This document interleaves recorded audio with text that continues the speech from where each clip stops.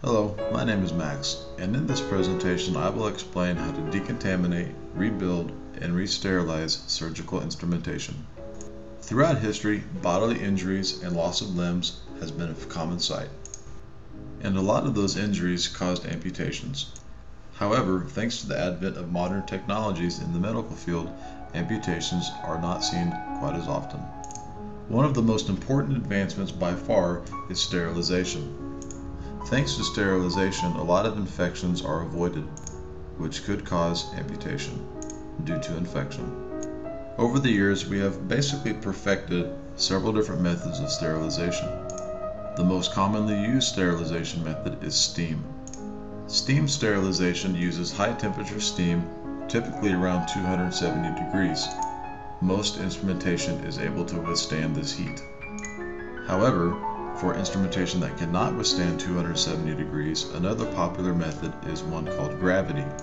It uses a lower temperature, around 250 degrees, with a longer exposure time. There are a couple other temperatures that are used, but rarely.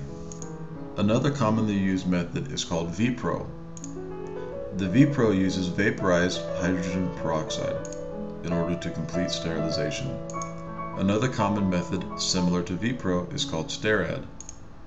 The STERRAD method uses hydrogen peroxide gas plasma, a high pressure, low temperature environment. Both of these methods are very common with items that cannot handle the steam temperatures. The last common sterilization method is gas, or ETO, or ethylene oxide. It is commonly used, but not near as much as the other methods. The first step for reprocessing a set for use is decontamination. Once a surgery is completed, any sets that are reusable are sent for decontamination. Once they arrive in our department via case card, we will unload them onto a rack, where we will then pull the baskets out of the container and put them on a cart. Once we have the set out of the basket, we will take it to the sink and place it in the sink and spray it off for an initial 10 to 15 seconds. Typically, after a set is used in surgery, it is not put back together attractively. It will almost always be a big, hairy clump. It is our job to undo the clump. Once the initial spraying is complete, we will unload the set onto a table and sift through the pieces. Cautiously but efficiently, pick each piece up one by one and inspect it for blood, tissue, or any other foreign objects. Whenever you pick up an instrument and it is clean, or not bloody, place it in the basket.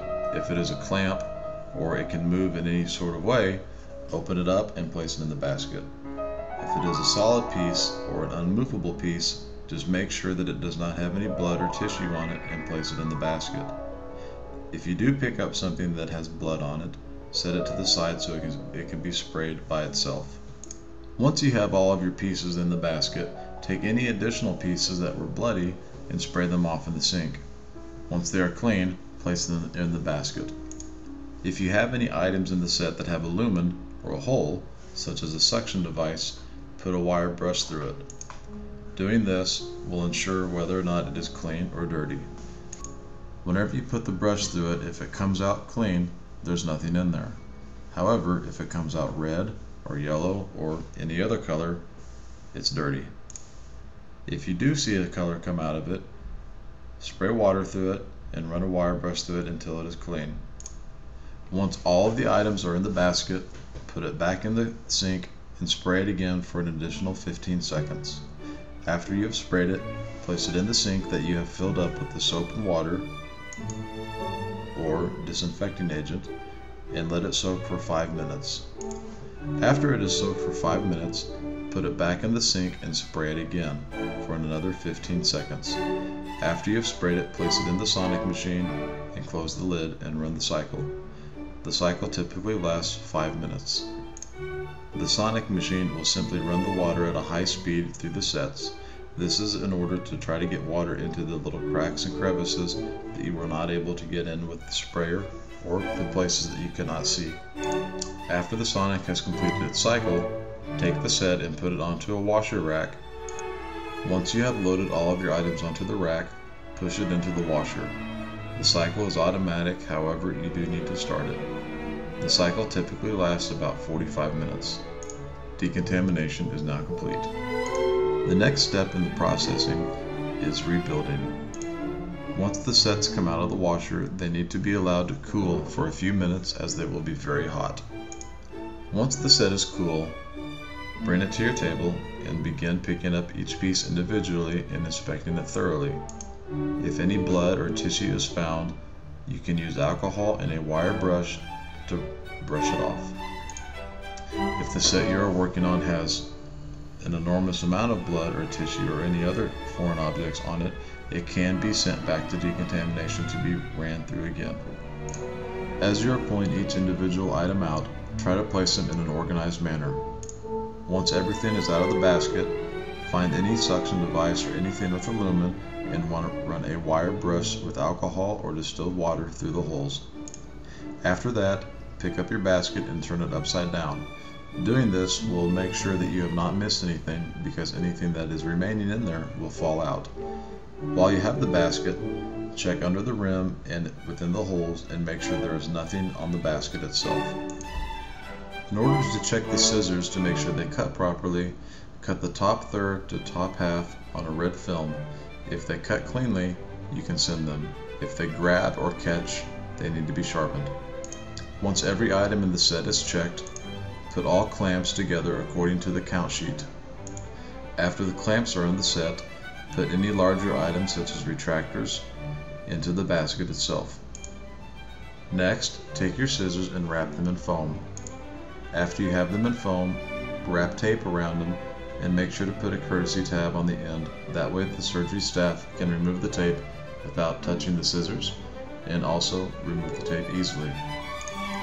After that, take your towel and put any pickups or any extra small items in the towel, and then put an indicator in there, and then wrap the towel up and tape it. After everything else is put in the basket, put an indicator in there as well. The set is now complete. If the set requires a count sheet, add a count sheet in the set. Next, we have to find a basket or a container for this set to go into. Once we find our container, we need to put blue filters over the holes. Once the filters are in place, take the cap and snap it on. Ensure that the caps do not spin. Spinning means that they are not sealed properly and air or spores or bacteria could get in. That would mean that the set is no longer sterile. Once the caps are on, put the basket into the container and put the lid on. After the lid is on, put orange steam locks, assuming the set is a steam sterilized set, and clamp the lock shut. This set is now complete and you can put it on the sterilization rack. Individual items that need to be sent to surgery can be put in a peel pack. The peel packs are specially designed to allow air in under high pressure, but not in under normal pressure. Doing so allows the items to get hot enough during sterilization to be considered sterile. Once they are removed from the sterilizer, there is not enough pressure for the air or any bacteria to get into the pack. Other items that do not have containers may be wrapped in especially designed paper. If an item is wrapped correctly, it will be sealed and it will stay sterile indefinitely, unless it is torn, damaged, or opened. The final step to this process is sterilization. As stated before, the most common method of sterilization is steam. Therefore, we will cover steam. Once we have enough items to run a load, we will pick a cart and we will load the items onto the cart accordingly. There are a few rules when loading a cart. Anything that is wrapped must be above any item that is metal. Metal items will sweat in the sterilizer and drip water onto the paper. Doing so could result in a wet load, which means that you just caused a barrier for bacteria to cross and you have to reprocess everything. The metal containers can be placed anywhere so long as they're below wrapped items. However, no metal containers may be stacked over 18 inches. But personally, I don't go over 12. However, that is just personal preference, as well as according to workload. If the load that you are loading contains an implant set or something that contains something such as a screw that will be left inside somebody, it is considered an implant. All implants must run a rapid readout biological. Once the load is loaded fully, put it in the sterilizer and run the cycle. Note the color of the indicator lock before it is sterilized. It is blue. Once the cycle is complete, the load must be cooled before it can be pulled out, otherwise a wet load will occur. The recommended cooling time for a steam load is 15 to 20 minutes. Once the cooling process is complete, remove the load from the sterilizer.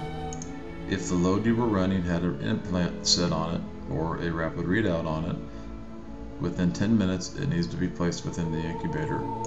Now that the load is out of the sterilizer, it has to cool for a few hours before it can be used. Also, if metal containers are placed in an enclosed environment while they are still hot, it can cause a wet load. Therefore, we will let the cart sit in an open space for the remaining hours. Once the items are cooled sufficiently, we will load them onto either a case cart or a cooling rack. Note the color change on the indicator locks.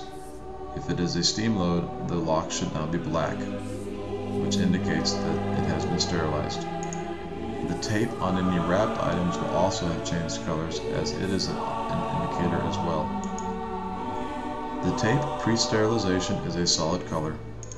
After sterilization, it will have black stripes on it, indicating it has been sterilized. Also, within the rapid readout test, we have another indicator. This indicator is for early release, meaning that these items can be released for use before the rapid readout results are in. However, it is not a guaranteed result, therefore they cannot be used as a positive or negative result. 3 hours after the rapid readouts are loaded into the incubator, check them again and see if they have turned. Most of the time they will turn up negative, which is a good thing. Record your results and send your items downstairs to surgery. If any of the readouts have turned positive, the items on that load must be reprocessed. And now, reprocessing is complete.